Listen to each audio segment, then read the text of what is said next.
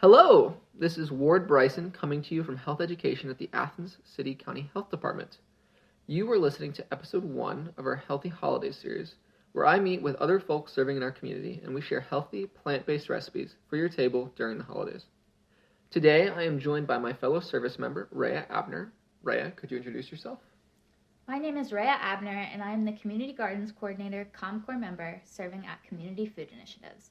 I'm happy to be here today because cooking with local food is part of the work I do with CFI through our Discovery Kitchen programming. It's great to have someone from CFI today, as a lot of the ingredients that we'll be using over the course of this series are sourced from CFI's Veggie Van. The Veggie Van is a mobile market that primarily travels to the Coolville, Gloucester, and Nelsonville communities to provide an access point for produce. Many folks living in rural areas are far from grocery stores and may not even have access to transportation, so we set up donation-based markets in these communities stocked with local produce we purchase from the Athens Farmers Market and the Chester Hill Produce Auction. The Veggie Van also provides recipes based on the produce in season, so folks feel empowered to cook with produce they may not be familiar with using. The acorn squash we use in today's recipe is a great example of something people may not use often in cooking. Yes, as Raya said, we are all about squash for our first episode, as the two of us have just finished cooking and sampling an acorn squash and bean dip to have at any holiday gathering, and a stuffed acorn squash that'll blow your relatives away. First, we'll review each recipe, and then we'll talk a little bit about our approach to them and any difficulties you're into, and just how we see them fitting in at your holiday table afterwards. Without further ado, we'll first talk about this dip, which is something that I've been making for a while, actually, and I just kind of revamped for this podcast. It is our sweet and savory bean and squash dip.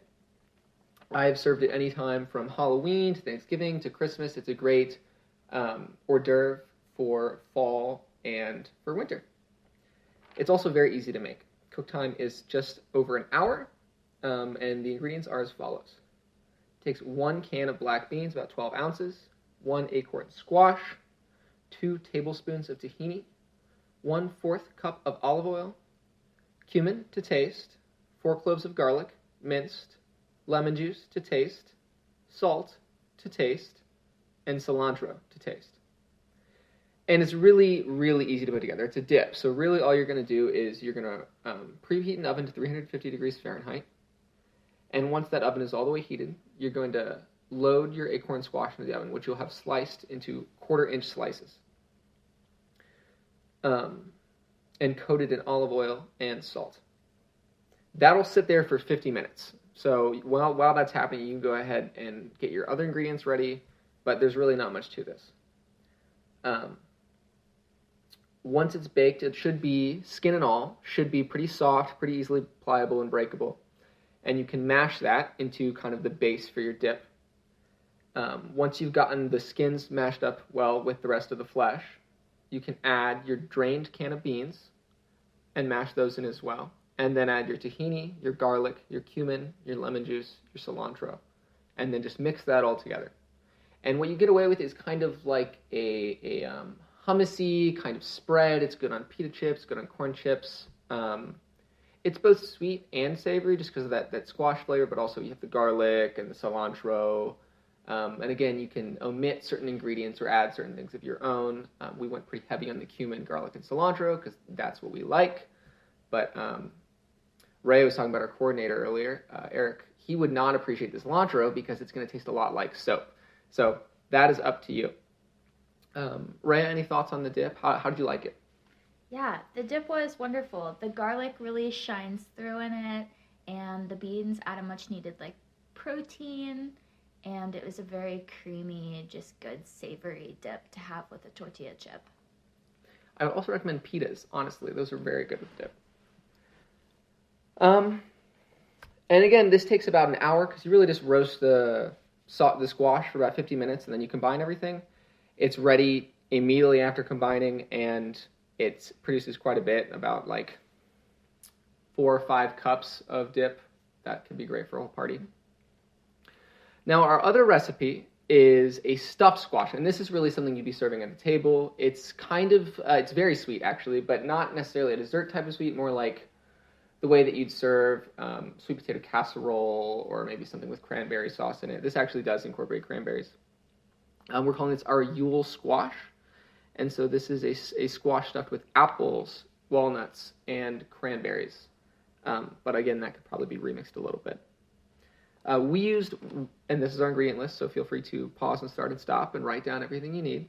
But we used 1 baking apple, 1 acorn squash, a half cup of crushed walnuts, a half cup of chopped dried cranberries, some cinnamon to taste, some nutmeg to taste, and some salt to taste, and a half cup of brown sugar, and 3 tablespoons of vegan butter, softened.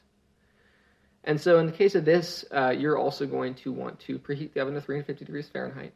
When we prepared these together, we were able to put them in together, so it saved a lot of time. But again, prepare this however you like. We also then half the squash and scoop out the seeds in both cases. You don't want any seeds in the middle of your stuffed squash. That's not going to be a fun surprise. And you just place each half of your squash. Also, these are portioned for 2 people because there's just the 2 of us. Not the dip so much, but the squashes. So just scale this up if you have more people eating with you. And we place them half cut side down in a baking dish with about a 4th cup of water. And you put that in, bake for 30 minutes once your oven is heated in 350 degrees Fahrenheit again. And while baking that, you can prepare the stuffing. And you're going to want to peel your apples, chop your apples, not super fine, but not super rough. You want them to be a nice, like, medium, the kind of stuff you'd find in a good filling. So still some texture, but not giant. And you want to combine that with your crushed walnuts and your cranberries, as well as your vegan butter, brown sugar, and salt. Not a ton of salt, just enough to like kind of make those flavors pop. And once the squash is baked, you can then just spoon that filling right in and place it back into the oven for another 30 minutes. So again, this also takes about an hour, a little bit over of cooking time. Very easy to prepare. Raya, did you run into anything while we were cooking this that you feel like was difficult? Not at all. I think both of the recipes we made today were very easy to put together in the end. The biggest thing was squash just seems very intimidating to cook with. From the get-go, I have never made anything with acorn squash before. I've cooked with other squashes, I've cooked with butternut, I've made soups, I've roasted them before, but I've never known how to approach acorn squash. And I think that is some of the hindrance that we see at CFI with people, like taking acorn squashes at our distributions. It has a very tough skin. So my biggest thing was, how do you cut this? What do you do when given something like this? I can see how that's daunting, and squash can be difficult to cut. We kind of ran into that. It didn't help that the knives I have here are a little bit dull, but that is a difficulty. I know especially because I've gone and helped with the veggie van a few times, and a lot of people, they know butternut squash. They've never run into acorn at all, and really they do cook the same. They can be used quite the same way. Acorn is a little bit more convenient, I think, because like a lot of people are familiar with stuffed peppers around here, and an acorn squash can be served if it's a nice like medium-sized acorn squash as like a single portion stuffed food, and you can do a savory stuffing. In this case, we've done a sweet stuffing, but there are lots of other options. You could do some sort of soy sausage and apple. That'd be a sweet and savory. You could do some kind of Beyond Beef, and these are all like options that can produce something that's like really good and like somewhat familiar to people in the area with a new vegetable. And this Yule squash, once you have that on the table, again, it's really that kind of sweet side for your dinner.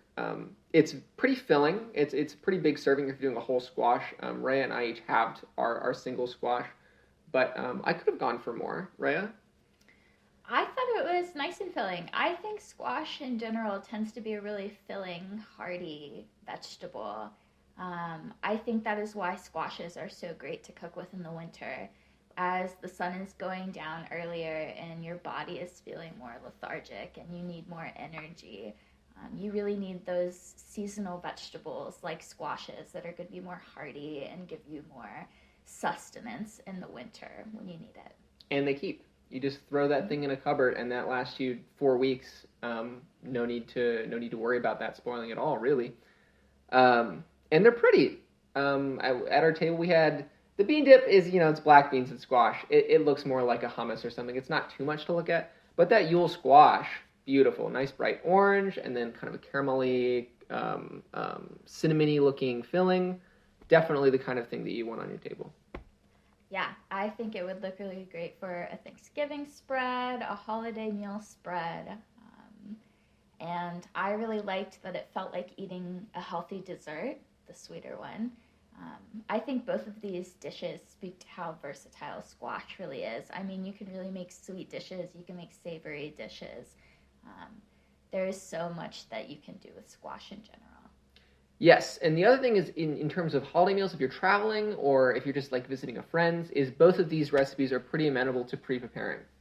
So you can take the dip and you can just pre-roast all your squash, slap that in a Tupperware, and then bring your filling, your other filling, not your filling, pardon me, your other flavoring ingredients. You can bring some tahini, or if you have a friend who might have that at their house, you can bring those things with you and then mix that there. Or you can just take the whole dip, and it's very travelable. The Yule squash, you can make the filling separate. You can roast the squash separate. You can just bring the squash unroasted and just do that someplace else. You don't have to worry too much about how easy it is to set up, given it's just a pretty straightforward assembly, and how easy it is to carry those things around. I know that I actually prepared this over this past Thanksgiving, something similar, not quite the Yule squash. This one actually used a meat replacement in it, so it was more of a savory dish. But I had made some for my father and I before we left town, and I had way more filling. I didn't get the portions quite right, and so I had that for dinner. We left town for 4 days. I left the filling in a Tupperware. Came back home on the ride home from Chicago, back to Cincinnati. Actually, was where I'm from. We stopped, bought some more acorn squash, and then I made it again and brought it to a friend's giving. So really easy, really adaptable recipe. Yes, I think the biggest thing was it just took a really long time to roast the squash. So I think that is something that you could do ahead of time. If you're short on time, you can roast your squash ahead of time and then really do the assembly later. And the great thing about these recipes is they use a lot of things that you may already have on hand in your pantry. Yes, and the things that they do have, such as like tahini, not everyone may have tahini in their pantry, aren't necessarily necessary for the recipe.